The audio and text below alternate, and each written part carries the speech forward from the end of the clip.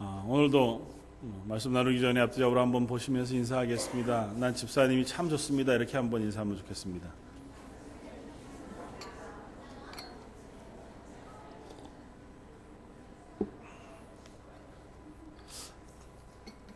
네. 오늘 성가대가 지휘자가 없는데도 전혀 변함없이 하나님을 찬양하는 일에 기쁨으로 찬양해 주셔서 너무 감사합니다. 여름이 되어서 많이 빈자리들이 있고 또 더운 시간이지만 하나님을 예배하는 그 예배를 하나님께서 기뻐 받으시고 저희 속에 또 큰 은혜를 허락해 주실 줄 믿습니다. 오늘 요한복음 9장 말씀을 가지고 예수님께서 행하신 여섯 번째 표적, 요한복음에 나오는 여섯 번째 표적 이야기를 가지고 믿기를 원합니다고 하는 제목으로 같이 은혜를 나누고자 합니다. 우리가 신앙생활을 하다가 보면 내가 정말 구원의 은혜 가운데 있는가 하고 하는 의문이 들 때도 있고 그것이 때로는 너무너무 확실한 감사함으로 우리 속에 고백되어지다가도 또 때로는 정말 그럴까 하는 의심이 들 때도 있고 잘 모르겠다고 하는 의문 속에 있을 때도 있는 것을 고백합니다. 분명히 구원 받았다면 성령님께서 내 속에 오시고 하나님의 말씀을 깨달아 알게 되는 것이 정상일 터인데 특별히 앞에서 목사가 얘기하는 그 설교들을 들어보면 구원 받으면 우리 속에 성령님이 오셔서 성령의 조명을 통하여 성경의 말씀이 깨달아지고 구원의 감격이 있고 그 하나님의 은혜에 감사가 넘친다고 하는데 왜 나는 없지? 이런 생각이 사실은 우리들 속에 조금씩은 있을 수 있는 것 같습니다. 오늘 요한복음 9장에 나오는 한 날 때부터 맹인이었던 사람을 보게 해주시고 그 보게 해주신 이 표적을 통해서 예수님께서 앞쪽 8장으로 혹은 또 뒤쪽 10장으로 연결되어지는 설교의 말씀들을 통해서 우리들에게 그 구원의 놀라운 비밀 혹은 구원하신 하나님께서 우리의 구원을 놓치지 않고 끝까지 완성해 가신다고 하는 사실을 우리에게 보여주고 계십니다. 그래서 오늘 우리가 함께 읽었던 요한복음 9장 36절 말씀 가운데 이 눈뜬 날 때부터 맹인이었던 이 사람의 고백, 내가 믿기를 원하나이다 하는 고백이 저와 여러분들의 고백이 되어지기를 바랍니다. 그리고 그 고백 가운데 하나님께서 깨닫게 해주시는 놀라운 은혜가 저희들 속에 매일매일 새롭게 일어나게 되어지기를 또한 주님의 이름으로 축원을 드립니다. 이야기는 이런 것입니다. 신학적인 표현을 하자면 요한복음 9장 이야기는 구원의 즉각성과 점진성, 왜 그렇게 어려운 얘기를 쓰는지요? 구원이라고 하는 것은 우리가 하나님께서 내가 너를 내 자녀 삼았다 혹은 너는 의인이야 라고 선포해 주시는 그 순간 우리는 구원을 받습니다. 구원의 즉각성이라고 해요. 그러니까 하나님께서 우리를 구원하시기로 작정하시고 우리를 구원하셔서 부르시는 그 순간 우리는 구원을 얻습니다. 그런데 우리 쪽에서는 그 구원이 나 구원 받았구나 그 변화가 극단적으로 일어난 것들을 우리 속에서 확인하기가 어렵다는 거죠. 그래서 구원 받았다고는 하는데 내 속에도 여전히 의문이 있거나 혹은 아직 삶의 모습이 변화되지 않거나 혹은 내 속에서 그 확신이 부족한 채로 우리의 삶을 점점 살아가게 되었습니다. 그러다가 하나님께서 우리 속에 확신을 심어가시고 또 믿음을 자라게 하셔서 결국에는 예수님이 나의 구주가 되십니다고 하는 고백, 그리고 하나님 나라에서 영원한 생명을 얻게 되어졌다고 하는 확인, 그것들을 얻게 하신다는 거죠. 그게 구원이 점점 이루어져 간다고 하는 측면에서 구원은 우리에게 주어진다고 하는 구원의 양면성에 대한 이야기입니다. 그렇게 복잡할까? 그냥 단순하게 주시면 좋을 텐데 하나님이 불러다가 구원 받았어 이러면 그냥 그걸로 딱 끝나고 마음속에 막 기쁨과 감사가 충만해져서 그 다음부터는 그냥 계속 그 상태로 살면 좋을 텐데 하나님 왜 그렇게 어려운 일을 우리들에게 허락하셨을까? 그럼 우리 인간이 악해서이기도 하고 약해서이기도 합니다. 이 땅에서 받은 구원은 우리의 노력으로는 얻어질 수 없습니다. 우리가 오늘 본문을 통해서 살펴볼 것이지만 하나님께서 전적으로 우리에게 주셔야 우리가 얻을 수 있습니다. 그런데 그렇게 선물로 주어진 그 은혜를 우리 속에 적용하고 그것을 깨달아 아는 데는 시간이 필요합니다. 그래서 하나님 나라의 백성이 되는 데까지 이 죄악된 자리에서 그 하나님의 영화로운 자리까지 도달하기 위하여 우리는 이 땅의 삶 속에서 때로는 고난을 통과하면서 또 때로는 하나님의 말씀을 배워가면서 그것들을 확인해가고 내 속에 깨달아가고 또 변해가는 시간들이 필요하다는 것입니다. 그러나 분명한 것은 그렇게 부르신 하나님의 구원은 결코 포기되지 않는다는 거죠. 자라가도록 하나님께서 개입하시고 그 사람을 결국 구원의 완성의 자리까지 인도해 가신다고 하는 것이 성경의 거듭된 가르침입니다. 문제는 그 자리 가는 그 길은 사람들마다 다르다는 거죠. 그래서 저와 여러분들이 그 아마 노중 어디쯤 있을 텐데 나는 그 자리에서 정말 하나님의 구원 그리고 하나님의 하나님 되심 앞에 믿음으로 고백하는 자리까지 내가 열심히 달려가고 싶습니다고 하는 그 다짐이 오늘 저와 여러분들에게 있었으면 좋겠습니다. 그리고 누군가 성도들 다른 사람들을 우리가 바라볼 때에도 같은 마음으로 바라볼 수 있으면 좋을 것 같아요. 그게 어쩌면 누군가를 용납하는 마음일 터이고 누군가를 사랑하는 마음일 것입니다. 왜 그렇지? 저분은 교회 오래 다니셨다는데 왜 믿음이 저 정도밖에 잘하지 않나? 아니면 저분은 내가 보기엔 교회는 다니지만 구원받은 것 같지는 않아. 우리가 때로는 그렇게 누군가를 바라볼 수 있습니다. 그러나 그럴 때라도 그분 역시 하나님 앞에서 믿음이 자라가고 있는 분이고 또 그 옆에 그분의 믿음의 조력자로 저와 여러분들을 세웠다고 하는 사실을 우리가 기억하면서 나는 어디쯤일까? 또 우리가 서로 도와가면서 하나님의 구원의 그 확실한 믿음의 확실한 자리까지 자라가기를 그리고 기대하면서 소망하면서 달려갈 수 있으면 좋겠다 생각이 되었습니다. 요한복음 9장 1절은 이렇게 시작을 합니다. 예수님께서 예루살렘에 올라가셨다가 그곳에서 예수께서 길을 가실 때에 날 때부터 맹인된 사람을 보신지라. 제자들이 묻습니다. 랍비여, 이 사람이 맹인으로 난 것이 누구의 죄로 인함이니까? 자기니까? 그 부모니까? 왜 이렇게 물었을까요? 한 사람이 아플 수 있죠.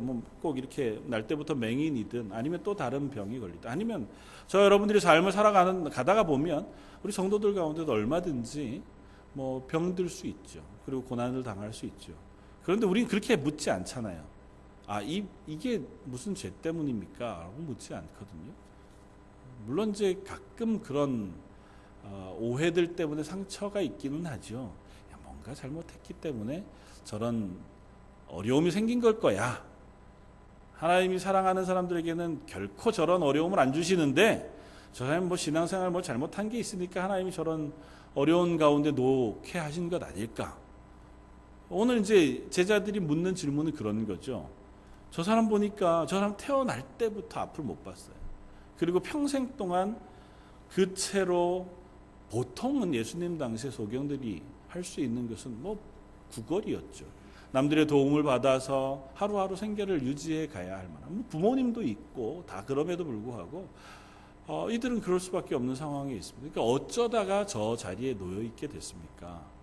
저 사람이 죄를 지어서 그렇습니까? 아니면 그들의 부모가 죄를 지어서 그렇습니까? 특별히 유대인들은 구약의 율법에 비추어 보았을 때에 이렇게 병든 것은 하나님 앞에 범죄함으로 받은 벌이라고 하는 사실을 그들은 생각했습니다. 왜냐하면 구약의 율법 가운데 특별히 지난번에도 살펴보았지만 앞이 안 보이는 맹인 혹은 걷지 못하는 안진뱅이 혹은 문둥병 혹은 중풍과 같이 아예 몸을 움직이지 못하는 이런 병들은 구약 성경이 딱 집어서 하나님으로부터 범죄한 결과로 얻어지는 병이라고 선언해 놓으셨어요.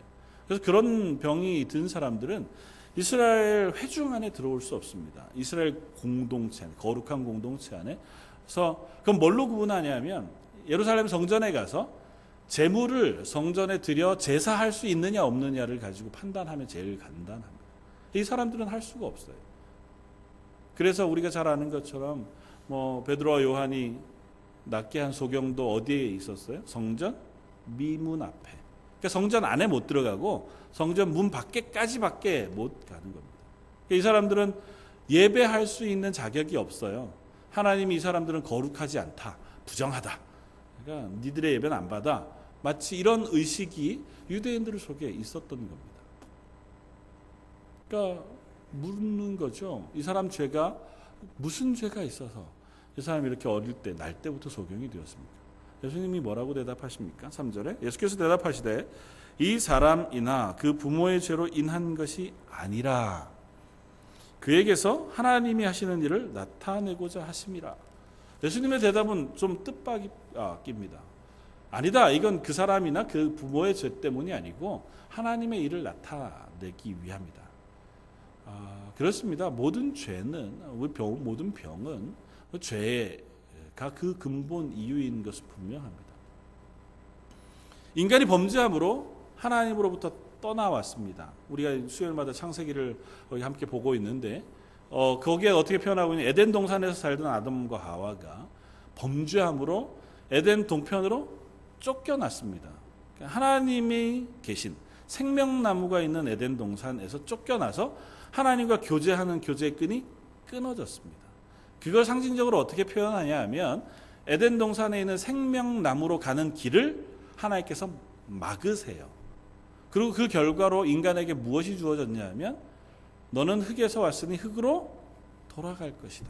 그러니까 죽음이라고 하는 것이 인간에게 주어졌습니다.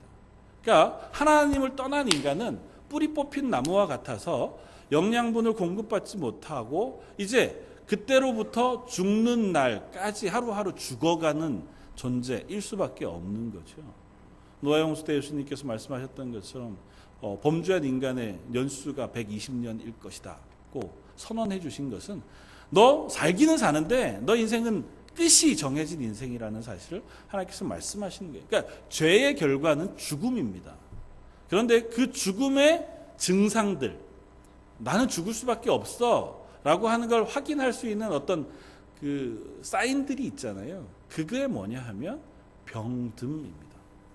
그건 이제 개인적으로 병듦일 수도 있고 사회 전체적으로 나타나는 사회적인 병듦의 현상일 수도 있겠죠. 그러니까 병이 들면 우리 뭘 생각합니까? 이 병이 깊어지면 죽을 것이라는 걸 생각하잖아요. 그러니까 병들었다는 얘기는 죽음의 증상을 내 속에서 확인하는 겁니다. 그런데 그건 인간이 하나님을 떠난 순간부터 인간에게 주어진 하나님의 벌이에요.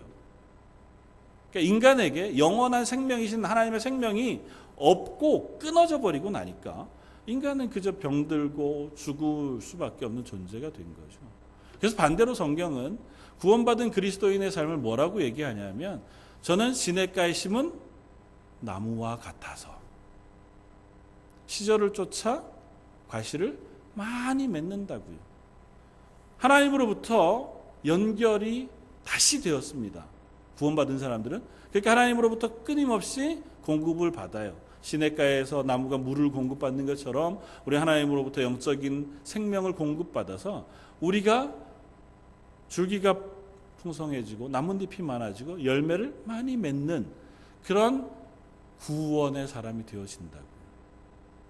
그러니까 그 반대의 현상이 병듦이 죽음인 거죠. 그러니까 병듦이라고 하는 것, 그것은 하나님을 떠난 인간에게 필연적으로 주어지는 것이지만 1대1로 주어지지는 않습니다. 그러니까 누가 죄를 범하면 하나님 그 사람의 금방 거기에 합당한 병을 싹 보내셔가지고 아프게 하시고 또 그가 회개하고 돌아오면 그 병을 금방 싹 낫게 하셔가지고 건강하게 하시고 그러시지는 않는다. 하나님 오래 참으시고 계시는 중이십니다. 온 인류를 향하신 하나님의 구원의 계획 가운데 저와 여러분들이 하나님 앞에 범죄하더라도 참고 기다리시고 우리가 그 하나님의 은혜 가운데 되돌아올 때까지 참고 계신 거죠. 그러나 여전히 인간은 이미 하나님을 떠났기 때문에 우리가 사는 이 땅은 그 병듦이라고 하는 죄의 결과가 가득 만연해 있는 삶을 삽니다. 그리고 모든 인류는 유기적으로 연결이 돼 있어요. 서로가 서로에게 영향을 미치는 거죠. 그래서 누군가 병듦이 그 사람의 죄가 아니라 온 인류가 범죄한 그 죄의 영향 중에 하나로 드러나는 것일 것입니다. 그러니까 저와 여러분들 속에 때로는 고난이 있거나 또는 병듦이나 아픔이 있다고 할 때 그것은 누군가가 아픈 것은 나의 죄 때문이라고 하는 그 고백도 우리가 할 필요가 있어요. 이 지구상에 누군가가 고난을 당하고 아파하고 지금도 뭐 여전히 저 팔레스틴에서 일어나고 있는 수많은 죽음의 이야기들, 아프리카에서 일어나는 수많은 아픈 이야기들, 그것들이 걔네들이 잘못했어 그것이 아니고요. 이 땅에 살아가는 모든 인류가 하나님 앞에 범죄함으로 자기의 욕심을 따라 살기 때문에 그것이 유기적으로 연결이 되어서 누군가에게는 죽음의 흔적으로 나타나고 누군가에게는 배고픔과 고난으로 나타나게 되어지는 것일 겁니다. 저와 여러분들 사이에서 그래서 성도를 위하여 기도하고 아픈 사람들을 위하여 우리가 기도하고 가난한 이들을 위하여 구제하라고 하는 것은 그 가운데 구원받은 하나님의 백성들이 내 주변에 있는 이들과 연결되어서 그들을 위하여 하게 하신 사랑의 일들입니다. 어쨌든 각설하고요. 이 소경을 향하여 예수님께서 하나님의 일들을 드러내기를 원하셨습니다. 그래서 이 소경의 눈을 고쳐주십니다. 침을 뱉어서 땅에서 흙을 이겨서 그 눈을 바르시고 가서 실로암 못에 가서 씻어라. 이 소경이 실로암 못에 가서 눈을 씻었더니 눈이 떠졌습니다. 자주 말씀드렸지만 예수님이 공생의 기간 동안에 수많은 병자들을 고치신 것은 구원과 연결되어져 있습니다. 특별히 마가복음 2장에 보면 중풍병자를 고치시는 그 선언 가운데 예수님이 뭐라고 선언하신다고요? 너 병 다 나았다고 얘기 안 하시고 내 죄가 사함을 받았느니라. 예수님이 공생의 기간 동안에 누군가 병을 낫게 하시는 것은 그 사람의 죄를 사하시고 구원하시는 것에 겉으로 드러난 또 다른 표현이다라고 하는 것을 보여주세요. 그리고 그것은 종종 시편 103편 그 103편 3절에 나오는 고백 그 연장선상에서 우리가 확인할 수 있습니다. 이게 하나님의 구원에 대한 고백이거든요. 거기 뭐라고 얘기하냐면 저가 내 모든 죄악을 사하시면 내 모든 병을 고치시며 그렇게 얘기합니다. 이게 두 개가 똑같은 얘기인데 똑같은 얘기를 다른 표현으로 하고 있는 거예요. 하나님께서 우리의 모든 병을 고치시는 것이 마치 하나님께서 우리의 모든 죄를 사하시는 것과 같다고 고백합니다. 그러니까 이 땅에서 예수님이 병자들을 고치시는 것은 그들을 구원하시는 행위를 상징적으로 보여주시는 거예요. 물론 모든 사람을 다 고치셔야 그들을 다 구원하시는 것일 테지만 예수님 어차피 십자가에서 모든 인류의 죄를 지실 거잖아요. 그러니까 그것이 의미하는 바가 뭐냐고 하는 것을 이 공생의 기간 동안 확실하게 보여주시는 거예요. 그래서 예수님께서 병자를 낫게 하실 때마다 뭐라고 선포하시냐면 내 믿음이 너를 구원하였다고 선언하세요. 내 믿음대로 될지니라 그렇게 말씀하시기도 하십니다. 그러니까 예수님께서 병자를 낫게 하실 때 믿음을 얘기하세요. 그 믿음은 구원과 관련되어진 믿음이잖아요. 그러니까 예수님은 이 사람을 구원하신 겁니다. 병자를 낫게 하시고 그 낫게 하심으로 그를 구원하여 하나님의 자녀 삼으신 거죠. 그런데 이야기를 이제 전환해서 구원받은 이 소경이 구원받은 것으로 그냥 얘기가 끝나지 않고 3장은 길게 그 뒤에 일어나는 일들을 쓰고 있습니다. 곧장 구원받은 소경, 눈이 떠진 이 맹인이 어려움에 처합니다. 바리새인들이 이를 데리고 가요. 그리고 그를 신문합니다. 뭐라고 신문하냐 하면 야, 너 눈을 뜨게 한 그 사람이 누구냐? 이렇게 묻습니다. 왜냐하면 본문 앞쪽에 14절 예수께서 진흙을 이겨 눈을 뜨게 하신 날은 안식일이라. 그러니까 예수님께서 안식일 날 이 맹인을 눈을 뜨게 하세요. 그러니까 바리새인들이 그것을 트집을 잡습니다. 안식일을 범했다는 거죠. 그것도 눈만 뜨게 한 게 아니라 뭐까지 했어요? 진흙을 이기기까지 했어요. 침을 뱉어서 진흙을 이겨서 눈을 뜨게 했으니 안식일을 범했어요. 그러니까 그 사람이 누구냐? 이제 증거를 잡고 싶은 거죠. 소경을 불러다가 신문합니다. 너 누가 눈을 뜨게 했느냐? 너 그날이 네가 정말 소경이 맞았느냐? 이 사람이 대답합니다. 내가 다른 건 모르겠고 내가 눈을 전혀 앞을 보지 못했는데 내가 지금은 눈을 떠서 보게 되었습니다. 이 바리새인들이 포기하지 않고 그 부모를 부릅니다. 얘가 거짓말할 수도 있는 거니까. 아마 좀 젊은 어린 사람이었던 것 같아요. 부모를 불러다가 묻습니다. 당신 아들이 정말 어릴 때부터 날 때부터 소경이 맞았느냐? 맞습니다. 그리고는 하나 추가해서 첨언하고 있습니다. 이 부모가 뭐라고 얘기하냐면 그 아이가 이미 장성해서 자기에게 일어난 일을 잘 알 터이니 그에게 가서 물어보시오. 그리고 나서 설명을 이렇게 합니다. 22절. 그 부모가 이렇게 말한 것은 이미 유대인들이 누구든지 예수를 그리스도로 시인하는 자는 출교하기로 결의하였으므로 그들을 무서워함이러라. 그러니까 이 바리새인들과 유대인들은 누구든지 예수는 그리스도다, 메시아다, 우리를 구원하시기 위하여 하나님께서 보내신 하나님의 구원자다라는 사실을 고백하는 사람은 유대교에서 출교하기로 이미 결의했어요. 사내들이라고 하는 그 결의체에서 이미 법으로, 그러니까 이미 법으로 이렇게 공표한 것과 마찬가지의 효력을 가지는 그렇게 결정했습니다. 나는 뭐 유대인 그 안에서 출교돼도 뭐 그냥 살지 뭐 그런 정도가 아니고요. 유대인들이 자기네 공동체에서 출교를 당한다고 하는 것은 삶의 터전을 잃어버린다는 것과 똑같습니다. 유대인들은 유대인 공동체, 지금까지도 똑같지만 유대인이라고 하는 공동체 안에서 쫓겨나면 더 이상 유대인 공동체 안에서는 생활을 할 수가 없어요. 직장을 얻을 수도 없고 결혼할 수도 없고 뭐 매매나 토지를 구입하거나 어떤 삶의 생계 수단을 유지할 방법도 없어요. 그러니까 아예 이방인으로 그냥 나는 상관없이 살겠다. 혼자 자력으로. 뭐 그러면 모르겠지만 유대인으로서는 더 이상 살 수 있는 방법이 없어요. 그러니까 이 부모도 그걸 걱정하는 겁니다. 그러니까 잘 모르겠습니다. 분명히 대답 안 하는 거죠. 이 눈뜬 날 때부터 맹인이었던 사람은 그 바리새인들에게 또다시 불려갑니다. 그리고 또다시 똑같은 질문을 받습니다. 그러니까 자꾸 괴로움을 당하는 거죠. 그냥 난 눈 떠서 이제는 그 기쁨으로 감사하고 살아가면 좋겠는데 사람들이 날 그만두지 않는 거예요. 너 왜 눈 떴냐? 눈 뜬 이유가 뭐냐? 눈 뜨게 한 사람이 뭐냐? 그 사람은 죄인인데 네가 그 사람이 너를 눈 뜨게 했다면 너도 죄인 아니냐? 뭐 이런 식의 무슨 이 맹인이 바리새인들 앞에 얘기합니다. 근데 다른 건 모르겠습니다. 그러나 내가 전에는 보지 못하다가 지금 본다고 하는 사실은 내가 분명히 말할 수 있습니다. 그리고 또 내가 알기에는 하나님이 결코 죄인의 기도를 들으시지 아니하고 경건한 자의 기도를 들으시는 줄 내가 아는데 당신들이 자꾸 내 눈을 뜨게 한 예수를 죄인이다 그렇게 얘기하니 난 도저히 납득이 안 됩니다. 그분이 내 눈을 뜨게 하셨다면 그것이 하나님께서 그분을 통하여 일하신 것이라 하더라도 하나님이 그분의 기도를 들으셔서 내 눈을 뜨게 하신 것 아닐 것입니까? 그렇다면 그분은 하나님께로부터 온 분이 맞지 않겠습니까? 그러니까 바리새인들이 화가 나서 이 사람을 출교하고 말아요. 그리고 나서의 본문이 오늘 함께 보았던 35절 이후의 이야기.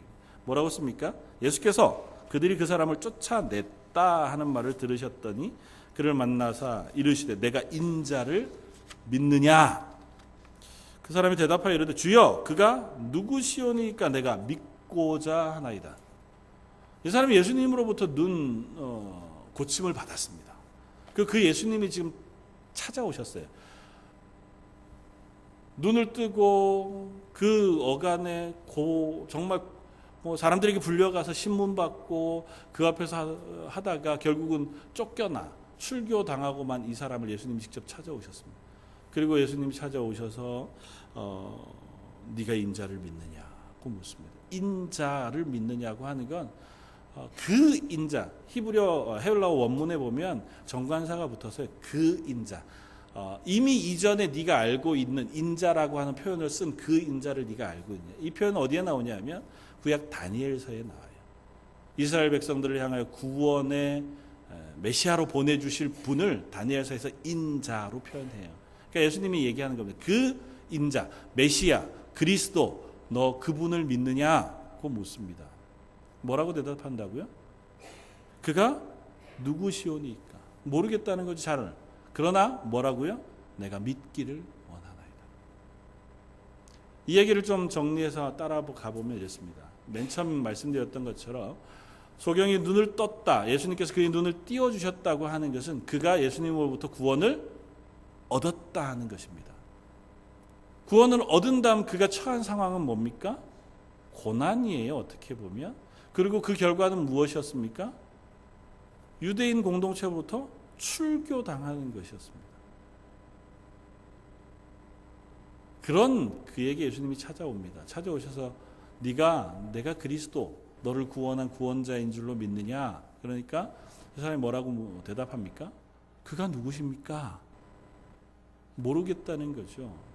당신이 정말 나를 고쳐주신 분이 맞습니까? 뭐 그런 질문일 수도 있겠지만 내 구원은 받았는데 아직 나를 구원하신 그리스도가 누구신지를 잘 모르겠습니다고 하는 고백이 여기에 담겨 있습니다. 그리고 이건 전체적인 그림 속에 이렇게 이미지로 우리에게 분명하게 보여줍니다. 예수님이 누구를 고쳐주셨어요? 앞을 못 보는 사람을 고쳐주셨습니다. 이 사람은 날 때부터 맹인이었습니다. 이 사람 한 번도 본 적이 없는 사람이에요. 이 사람이 스스로 눈을 떠 빛으로 오신 예수 그리스도를 볼 수 있다고 한다는 사실은 그 스스로의 노력으로는 불가능합니다. 상징적으로 이 세상이 빛이 없어 어둠 속에 놓여 있잖아요. 빛 대신 하나님, 빛 대신 예수 그리스도가 우리가 그분을 떠나게 되면서 이 세상은 어둠 가운데 있게 되었습니다. 요한복음 1장은 그걸 선언하잖아요. 빛이 어둠에 비추었으되. 이 땅이 하나님 없는 어둠 속에 있어요. 그것이 상징적으로 이 소경을 통해서 드러나는 겁니다. 이 사람은 태어날 때부터 앞을 못 봤어요. 태어나면서 지금까지 어둠 속에서 살았습니다. 이 어둠 속에서 산 사람이 구원을 얻기 위해서, 그러니까 눈을 떠서 빛이신 예수 그리스도를 바라봄으로 그 구원을 바라볼 수 있기 위해서는 예수님이 그 눈을 띄워주는 수밖에 없어요. 소경이 정말 애를 써서 수고하고 노력해서 기도하고 힘써서 내 눈을 떠서 내가 예수님을 찾아가 예수님을 만나고 예수님을 보게 되는 경우는 없잖아요. 하나님이 전적으로 그 눈을 뜨게 해주셔서 그로 하여금 예수를 보게 하시는 거예요. 그런데 이 사람이 눈을 떴어요. 구원을 받았습니다. 근데 눈을 떴는데도 예수님이 누구신지 잘 몰라요. 예수님이 직접 당신을 찾아오셨어요. 거듭 찾아오셔서 네가 나를 믿기를 원하느냐고 묻는데 뭐라고 대답하냐 하면 그가 누구십니까? 잘 모르겠습니다. 아직도 내가 의심스럽습니다. 마음에 확신이 없고 그게 무엇인지 잘 알지도 못하겠습니다. 그러나 뭐라고 고백한다고요? 그러나 내가 믿기를 원하나이다. 예수님이 그에게 뭐라고 대답하십니까? 37절 우리 한번 같이 읽겠습니다. 예수께서 이르시되 내가 그를 보았거니와 지금 너와 말하는 자가 그이니라. 38절 이르되 주여 내가 믿나이다 하고 절하는지라. 아멘. 이것이 저희의 믿음의 자라감입니다. 소경이 눈을 뜨고 지금 예수님을 만나서 주여라고 하는 고백은 퀴리오스라고 하는 이 고백은 예수 그리스도를 주로 고백하는 거예요. 그리고 엎드려 절한다고 하는 건 그분을 내 메시아로 예배한다는 것의 상징적인 행위입니다. 그러니까 이 사람은 며칠 상간에 하루 만에 있었을 수도 있고 며칠 상간에 지금 변화를 겪고 있습니다. 그러나 이것은 전체 그리스도인들의 구원의 이야기를 이렇게 짧게 그림으로 우리들에게 보여주는 거예요.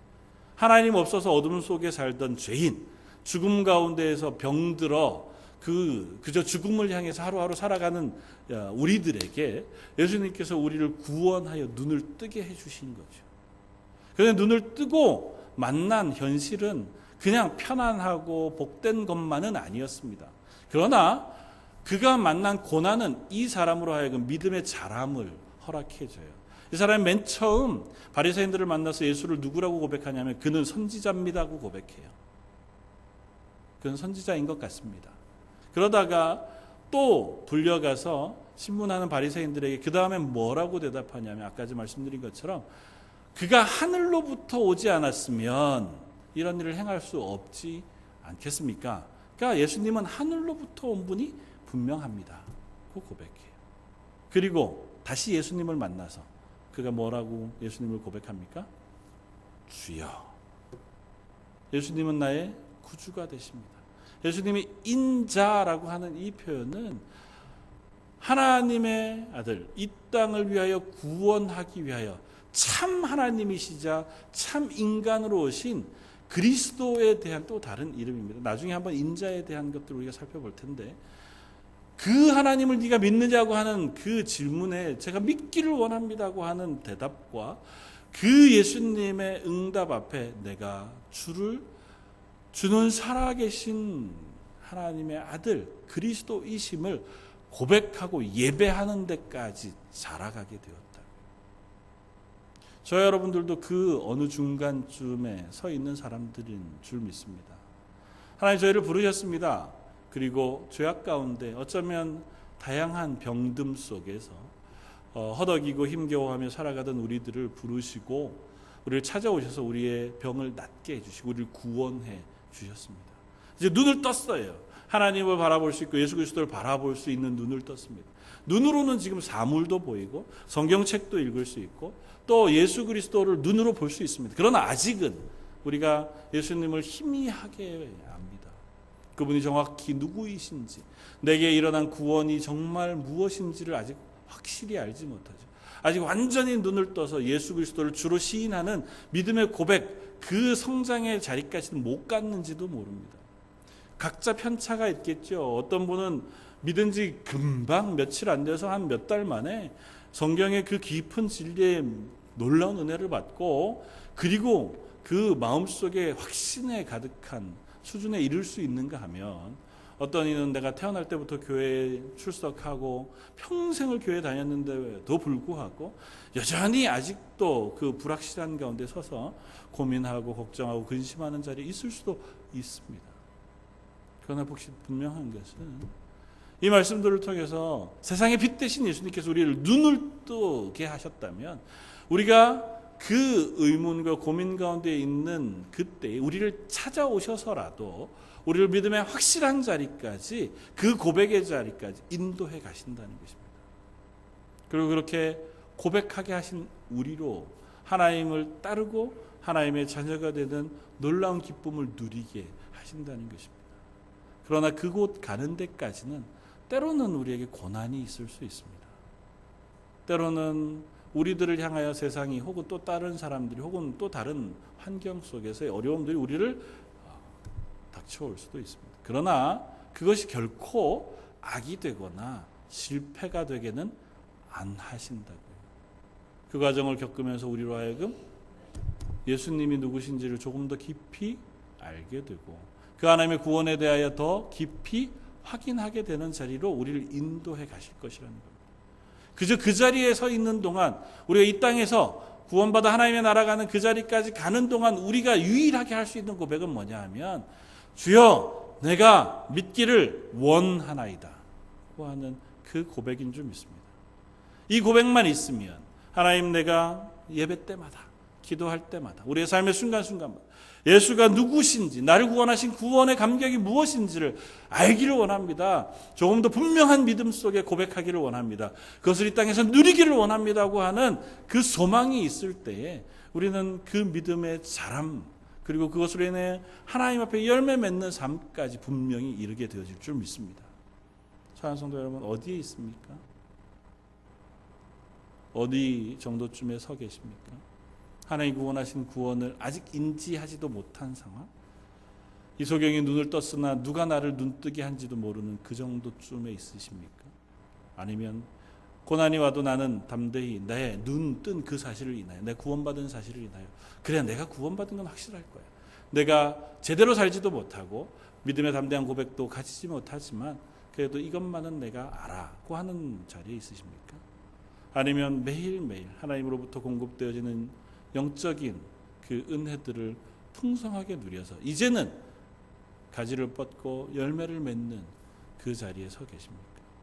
우리 런던 제일장로교회 성도들이 서로를 격려하고 위하여 기도하고 또 수고하여 모두 다 이 땅 가운데 구원의 기쁨을 누리고 하나님의 구원의 열매들 맺어가는 한 사람들 되시기를 주님의 이름으로 부탁을 드립니다.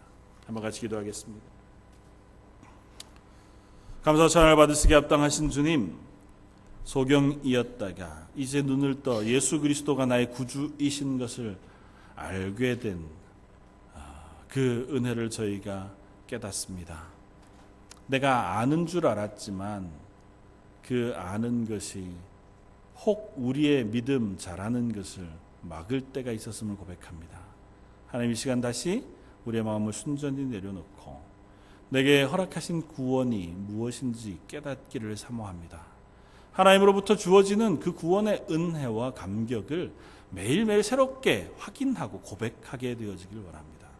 여기 모여진 하나님의 사람들, 런던 제일장로교회에 속한 모든 사람들이 서로를 위하여 기도하고 격려하며 또 함께 손을 부여잡고 이 땅 가운데서 하나님의 교회로 하나님의 구원을 누리며 또 선포하는 교회로 세워져 가게 하여 주옵소서. 모든 말씀 예수님 이름으로 기도드립니다. 아멘.